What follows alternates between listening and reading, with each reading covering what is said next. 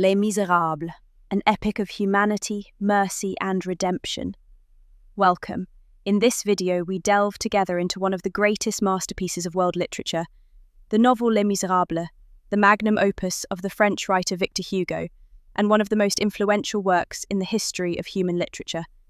First published in 1862, after many long years of work and contemplation, the novel emerged as a resounding cry against social injustice, class inequality, and the blindness of the law.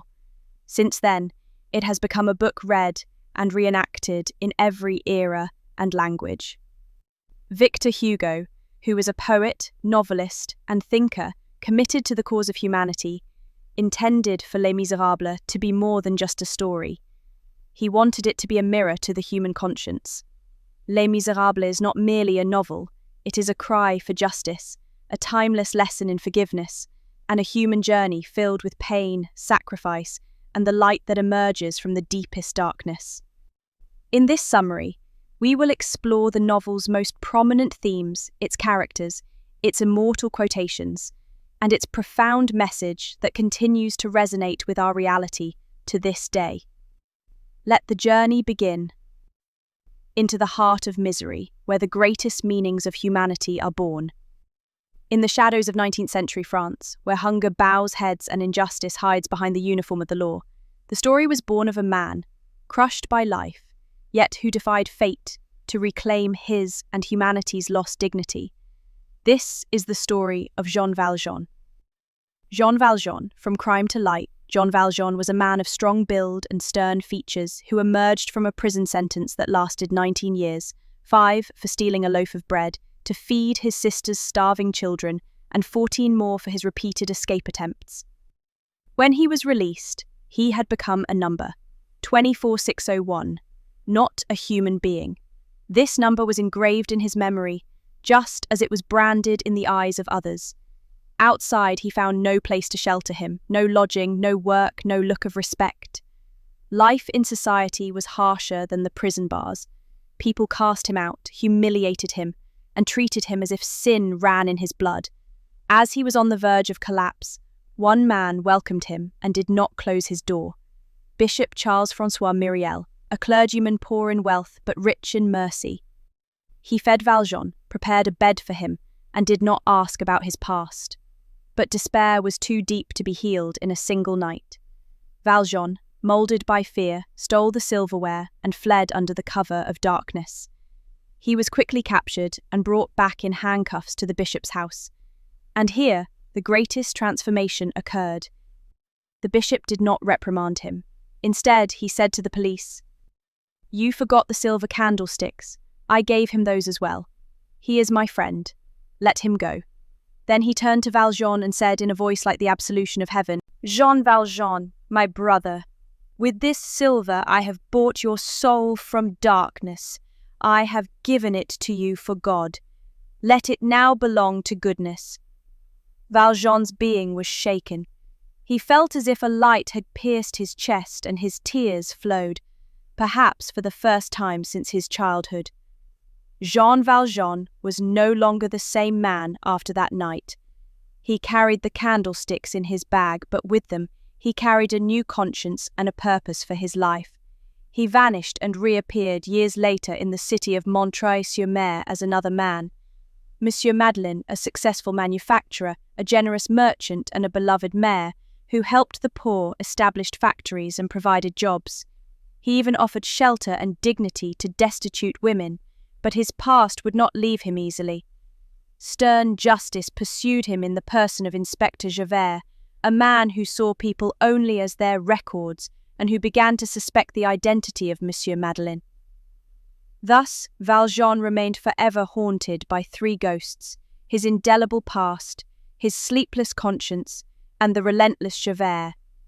Despite it all, Jean Valjean stood firm, silently carrying his light and planting mercy wherever he went, trying to fulfill that old promise to the bishop, to live as a good man until his last breath. Javert, the iron law and blind justice. In the world of Les Misérables, Javert represents not just a police officer but the very spirit of a rigid, unyielding law, that does not distinguish between good and evil so much as it sanctifies order, discipline, and obedience. Born in the shadows, the son of a convicted criminal and a fortune-teller, he was raised on the fringes of sin and saw moral rigidity as his only salvation from falling. His personality is sharp, his features harsh, and his soul is frozen, knowing no mercy. There is no room in his heart for interpretation or flexibility. For him, the law is sacred, the repentant cannot be trusted, and the criminal can never be forgiven, even if he repents 1,000 times. When Jean Valjean appears under the identity of Monsieur Madeleine, Javert suspects him from the start. He sees the generosity and nobility but is not convinced, for his convictions tell him, "A wolf does not become a lamb." This is why he pursues Valjean across cities and years, not out of vengeance but from a belief that justice does not compromise. Javert does not hate Valjean, but he cannot understand him. He cannot believe that a former convict could sacrifice, love, or save others from his own brand of justice.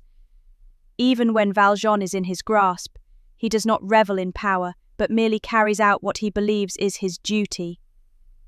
The great paradox, however, occurs when Jean Valjean saves him from death at the barricade, granting him his life despite being his constant adversary. He finds himself confronting a truth he cannot bear, that the man he deemed a soulless criminal had forgiven and saved him, that the law he believed in could be unjust when applied without a soul. He tries to understand, to find a place for himself between justice and mercy, but he fails.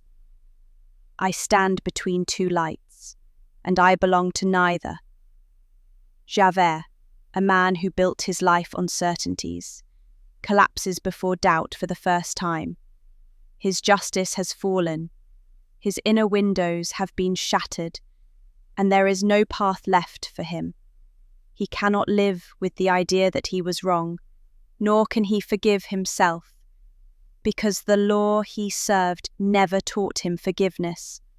In a tragic scene, he stands over the Pont au Change, gazing into the dark waters of the Seine, recites his final silence, and then casts his body into the darkness, as if wanting to wash away his sin by drowning or to flee from a light he could not endure. Between justice and mercy stands a wall I cannot cross. Therefore, I do not deserve to remain. Thus ends Javert, not as a villain, but as a tragic symbol of a man who loved the law more than he loved people, and who thought justice was enough, until he faced a man who made him realize he knew nothing of humanity. Fantine, the sacrificed mother, a flower crushed by society. In the city of Montreuil-sur-Mer, where Jean Valjean had rebuilt his life as Monsieur Madeleine, a pale woman named Fantine lived in the shadows. She was a young woman of beautiful features and a transparent soul, but she was broken, crushed under the weight, poverty, and shame. Fantine had once loved innocently, but was deceived by a man from the bourgeoisie, who left her while she was pregnant. She found herself a single mother in a society that does not forgive women, while forgiving men for everything. She had no choice but to hide her child, Cosette, and pretend to be childless to find respectable work. She left little Cosette with the Thénardier family at a country inn, believing they would care for her for a monthly fee. But Thénardier and his wife exploited her maternal love, blackmailing her with lies about Cosette's illnesses and demanding more money, all while degrading the little girl and using her as a servant. Fantine, who began as a worker in Madeleine's factory, was hard-working and honourable, but when it was discovered she had a child out of wedlock, she was shunned and fired without mercy. The women did not defend her, and the law did not protect her. It was then that her tragic descent began. She first sold her long blonde hair, then her front teeth, and then, When her situation became desperate, she sold her body on the streets, weeping in silence. "I have no choice. Cosette must live." Despite her suffering, she never became cruel. In every trial, she thought only of Cosette, sending money and living on the hope of holding her again, but the streets were merciless and illness did not wait.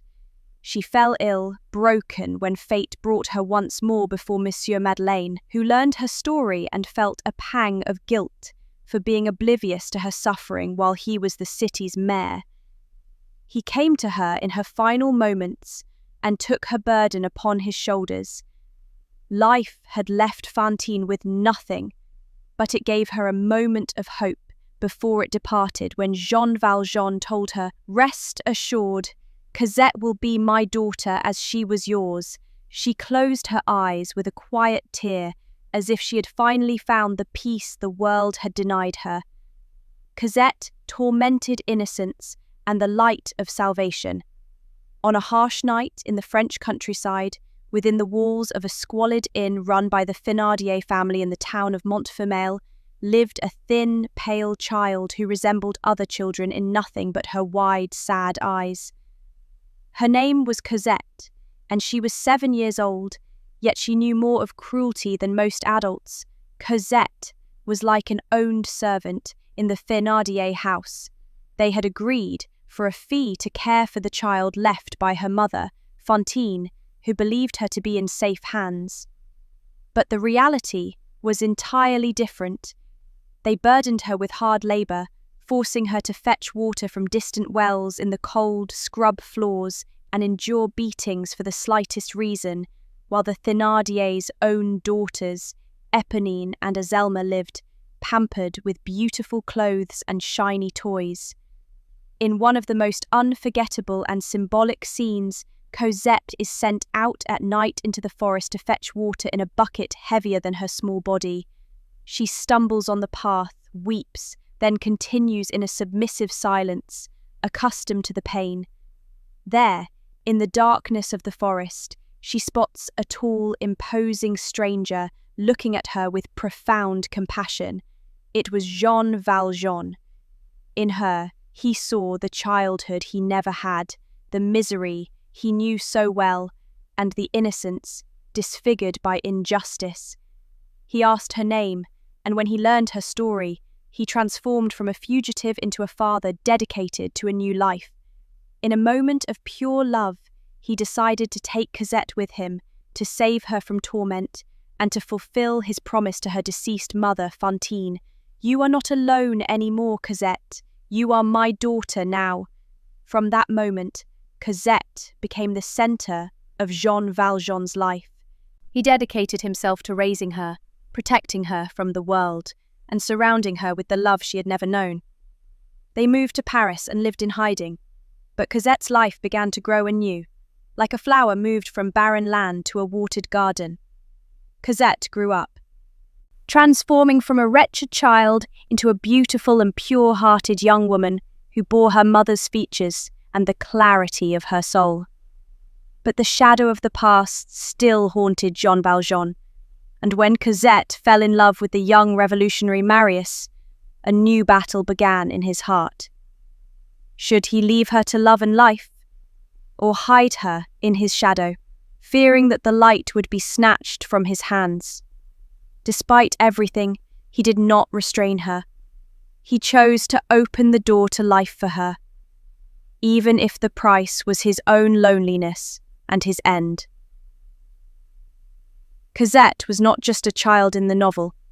She was a symbol of purity that survived filth, of love that grows despite wounds, and of the hope that saves souls.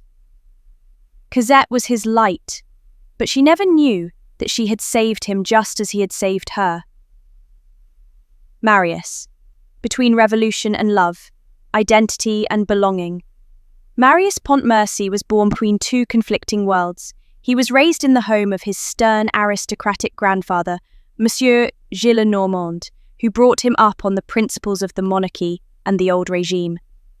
Meanwhile, his father, Colonel Pontmercy, was an officer in Napoleon's army and a believer in the Republic and liberty. Marius only came to know his father after his death, but when he learned the truth, everything inside him changed. Marius discovered his forgotten history and the reality of his exiled father, causing him to rebel against the environment in which he was raised. He left his grandfather's house and sank into a heroic, self-imposed poverty, choosing to live as the people lived, to unite with their pain and to be saturated with their concerns rather than their privileges. A slender, handsome young man with sorrowful features and ideas igniting in his mind. He was an intellectual filled with dreams, spending his hours among books, radical cafes and revolutionary discussions. He joined a political student group called the Friends of the ABC, Les Amis de l'ABC, who sought to spark a revolution against social injustice and the ruling system. But Marius was not an extremist revolutionary. He believed in justice, not chaos.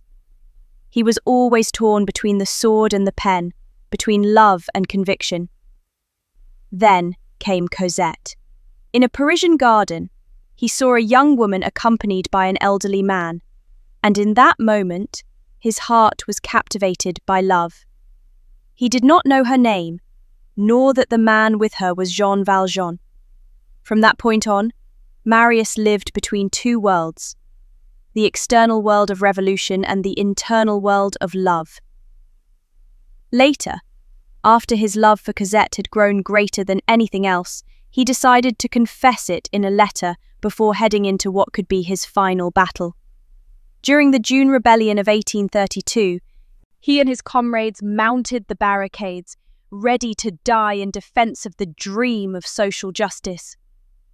There, amid the gunpowder, the chants, and the blood, Jean Valjean appeared, secretly, to save Marius, without being seen or recognized, carrying him through the sewers of Paris in a legendary scene etched in the memory of literature. He saved him because he loved Cosette, and so love became a path to life, even for those with dead hearts. Marius lived, returned to Cosette and married her. But at first he did not know who had saved him, nor did he know Valjean's past, thinking him merely a simple guardian. When he later learned the truth, it was too late. Valjean had quietly withdrawn from their lives, just as he had entered them. Marius, in Victor Hugo's view, is not just a young lover, but the voice of a generation torn between the duty to change and the call of the heart, between class struggle and the desire for inner peace. He is the embodiment of a person standing on the edge of a fire who chooses love despite the flames of anger. I believed in the revolution. Then I saw you, and I knew that true freedom is to love the one who illuminates your darkness. Thénardier, greed disguised as a human. In the world of Les Misérables, where characters range from purity to tragedy, Thénardier stands alone on a dark precipice, an opportunistic character who embodies lived evil, more than fantastical evil. He is not a murderer, but he possesses a special talent for absorbing the pain of others and converting it into profit. He first appeared in the novel as the owner of a modest inn in the village of Montfermeil, entrusted by the desperate mother Fantine with the care of her daughter Cosette for a monthly fee. But he soon revealed his true face. Thénardier and his wife treated her as a servant, subjecting her to hunger, beatings, and humiliation, while blackmailing Fantine with false letters about the child's illness and need for medicine, only to extract more money. Though he carried no sword, he was a monster of a different kind. He smiled while lying, extended his hand in the name of morality while stealing, and mixed tears with poison in a single speech.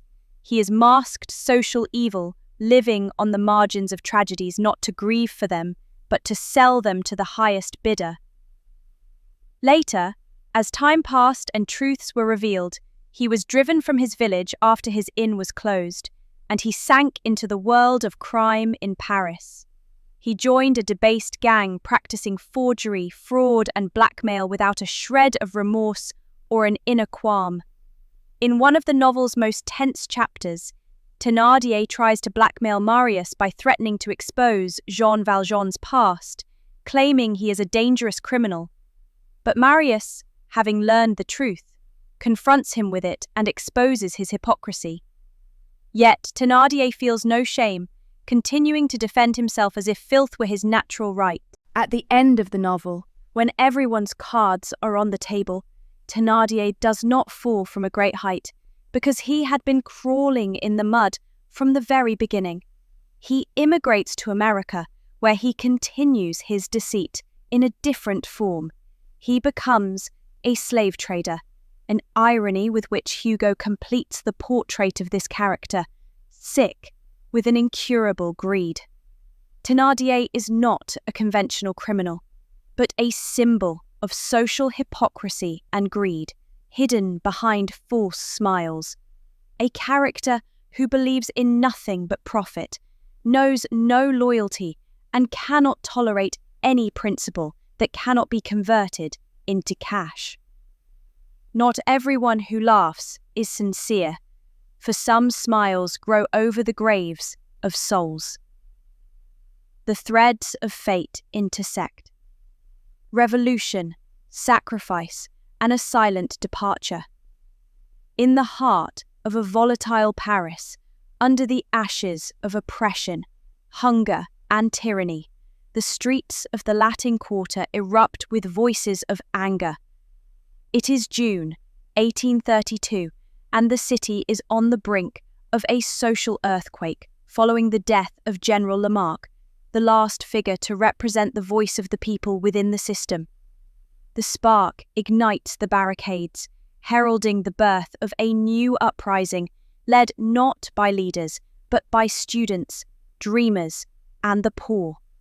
At the barricades, Marius and his comrades from the Friends of the ABC rise as heroes of a people who were not even given the chance to weep. Their eyes gleam with faith, and their chests are open to death as if it were the gateway to a more just nation. They carry not only rifles, but the weight of history and the future. As for Jean Valjean, who had no stake in politics, he ascended the barricades for one reason: to protect the one Cosette loved, the daughter who had given his soul another life. He did not want to die, but he was prepared for it if necessary, with the silence of saints whose names are not recorded in news bulletins.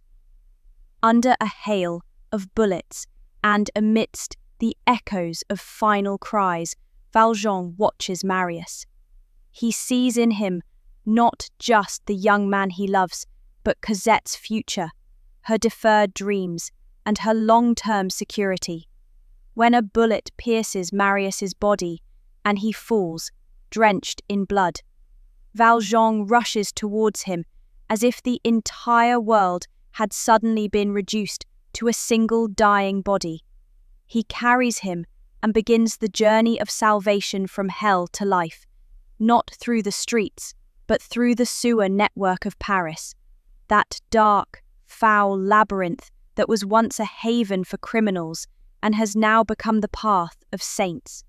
With every step, Valjean remembers his past: the chains, the judge, Javert Fantine's bread, Cosette's tears, and the bishop's smile.